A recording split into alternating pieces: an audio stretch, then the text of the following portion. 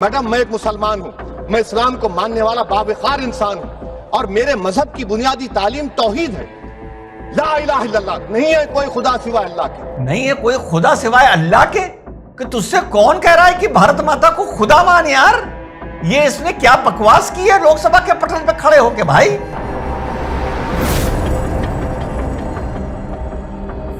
Hello नमस्कार सत श्री अकाल अस्सलाम वालेकुम, कैसे हैं जनाब? तो वंदे मातरम और भारत माता को लेकर ओवैसी को गुस्सा आ गया साहब।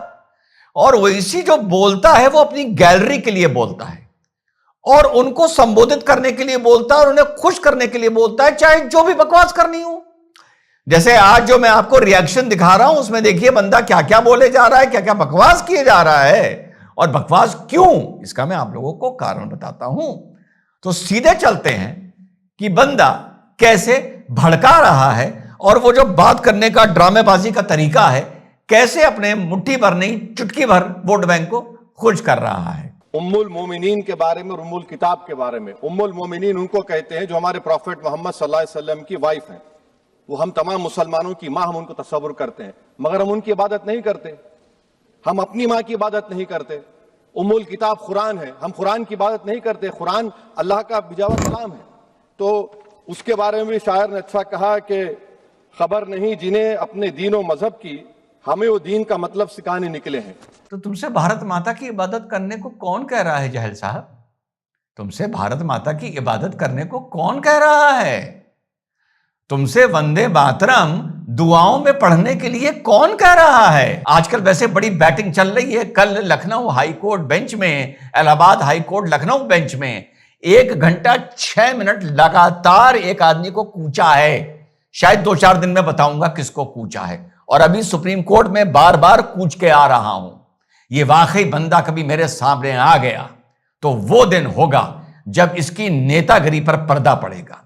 आगे चलिए। अहम बात यह है कि मैडम, हमारे मुल्क का आइन क्या इस लफ्ज से आगाज होता है, वी द पीपल। इसका आगाज भारत माता के नाम से नहीं होता है।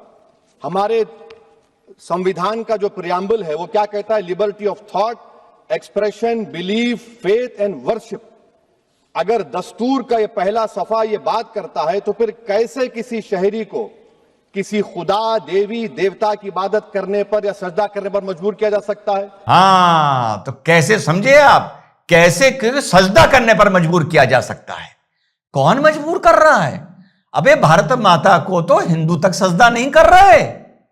हमारे बच्चे मिशन भारत में भारत माता को सलूट कर रहे हैं। वो सजदा नहीं कर रहे, जाहिर नहीं कर रहे। और ऐसे तो फौज में जो अधिकारियों को सलूट करता है तो क्या वो उसकी इबादत कर रहा है? क्या बोल रहा है बैरिस्टर होके और अपने जाहिलों को खुश कर रहा है? मेरे सामने कभी पड़ गया तो देखना वो क्या मंजर होगा। आगे चलिए।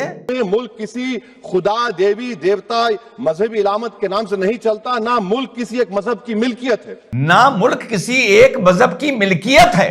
थी भारत एक ही मजहब की मिल्कियत थी। वो बाद में क्या क्या हुआ ये सबको पता है। लेकिन इतना सुनिए कि मुल्क किसी की मिल्कियत नहीं। सुना ना, कोई मालिक, कोई मजहब इस मुल्क का मालिक नहीं है। चलिए आपको और सुना देता हूं। अरे भाई साहब, हम जो है बाबा आदम की औलाद हैं। सुने फडनवीस, हम बाबा आदम की औलाद हैं। और बाबा आदम जब दुनिया में पहला कदम रखे तो हिंद में रखे। तो जब अब्बा यहां पे कदम रखे तो ये अब्बा की जमीन हो गई।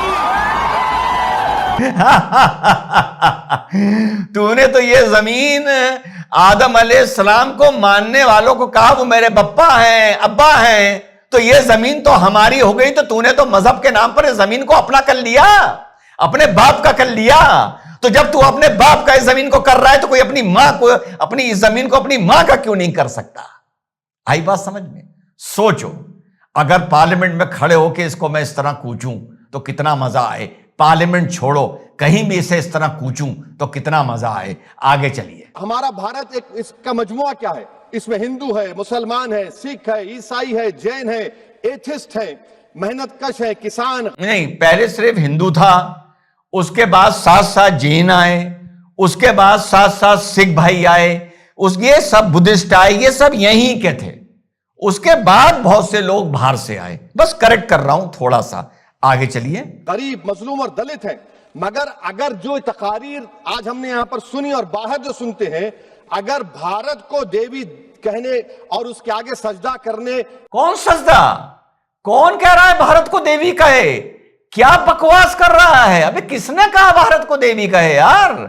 हैं? और किसने कहा सजदा करे देवी के आगे? मतलब यूं ही बकवास किया जा रहा है। आगे चलिए। तो दरअसल कौम परस्ती को, वतन से मोहब्बत को मजहब में तब्दील कर रहे, और फिर यहां पर बोल रहे कि अगर भारत में रहना है तो वंदे मातरम गाना पड़ेगा। भाई ये तो संविधान के खिलाफ है। नहीं, ये कोई नहीं कह रहा कि भारत में रहना है तो वंदे मातरम गाना पड़ेगा। हाँ, मिशन भारत में मेरा संविधान चलता है और वहां का यह रूल है कि मिशन भारत में रहना है तो भारत माता की जय कहना है, वरना मिशन भारत से एक फूटी कौड़ी का भी लाभ किसी को नहीं मिलने जा रहा। लेकिन ये कोई नहीं कह रहा। अभी इसका सलूशन बताऊंगा आप लोगों को। मैडम, मैं एक मुसलमान हूं, मैं इस्लाम को मानने वाला बावकार इंसान हूं, और मेरे मजहब की बुनियादी तालीम तौहीद है। ला इलाहा इल्लल्लाह, नहीं है कोई खुदा सिवाय अल्लाह के। नहीं है कोई खुदा सिवाय अल्लाह के? कि तुझसे कौन कह रहा है कि भारत माता को खुदा मान यार? ये इसने क्या बकवास की है लोकसभा के पटल पे खड़े होके भाई? हैं? आगे चलिए। और कुरान में अल्लाह क्या बोल रहा? इय्याका नाबुदु इय्याका नस्तईन, तुम मेरी इबादत करो मुझे मानो। मुझे कहां से मिल रहा? तुम मेरी इबादत करो और मुझे मानो तो करना इबादत। भाई कौन मना कर रहा है मुसलमान को? यह सबसे ज्यादा जिहालत की स्पीच मुझे मिली है आज तक इसकी, सही बता रहा हूं मैं। आगे चलिए। आर्टिकल 25 से मिल रहा है, मुझे कहां से मिल रहा है? Liberty of thought, expression, belief. बस बात खत्म हो गई। ये क्या बकवास है? कौन कह रहा है? मैंने आपको पहले वीडियो में एक राय दी थी सरकार को कि कोई नहीं अगर गा रहा तो 2 पैरा क्यों चला रहे हो, 5 पैरा क्यों नहीं चला रहे सरकारी स्कूलों में और बाकी अपने कार्यक्रमों में क्यों नहीं चला रहे? पहली दी थी, 2 के बजाय 5 पैरा वंदे मातरम में होने चाहिए। और आज दूसरी राय दे रहा हूं, अगर आप मुझे आज होम मिनिस्टर बना दें, ठीक, तो जानते हो मैं क्या कहूंगा? इस देश में, क्योंकि ज्यादा आपत्ति तो इन्हीं को है, मजहब से जोड़ देते हैं उसको, ठीक, इस देश में अब मान लीजिए मैं होम मिनिस्टर हूं, इस देश में कोई भी मुसलमान ना भारत माता की जय बोल सकता है और ना वंदे मातरम गा सकता है।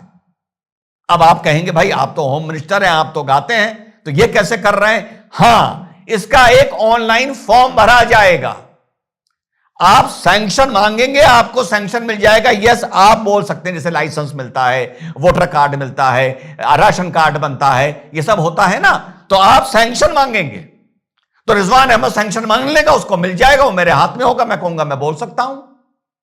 और इसके अलावा अगर आपने सैंक्शन संशुद्धि नहीं ली है, तो अगर तुम बोलोगे तो बेटा मुकदमा हो जाएगा तुम्हारे ऊपर।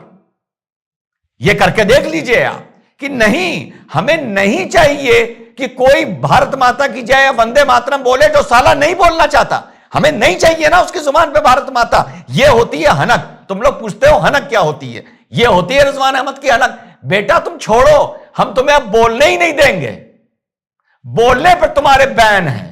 और बोलना चाहते हो, बहुत अच्छी बात है, ऑनलाइन फॉर्म भरो, वहां से गवर्नमेंट ऑफ इंडिया तुम्हें सैंक्शन कर देगी, वो तुम्हारे पास आ जाएगा, तुम फिर बोलो। जिस दिन ये कर दिया ना, उस दिन यही आदमी लोकसभा के पटल पे खड़े होकर भारत माता की जय, भारत माता की जय, भारत माता की जय बोल रहा होगा। चाहो तो करके देख लो।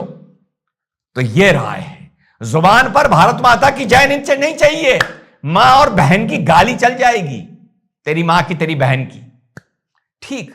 तो हमें किसी की जुबान पर भारत माता की जय और वंदे मातरम गीत नहीं चाहिए। यह हनक जिस दिन तुमने पैदा कर दी, और नहीं गाने देंगे और नहीं बोलने देंगे, फिर देखो कैसे गेम बदलता है। जय हिंद, वंदे मातरम, खुदा हाफिज।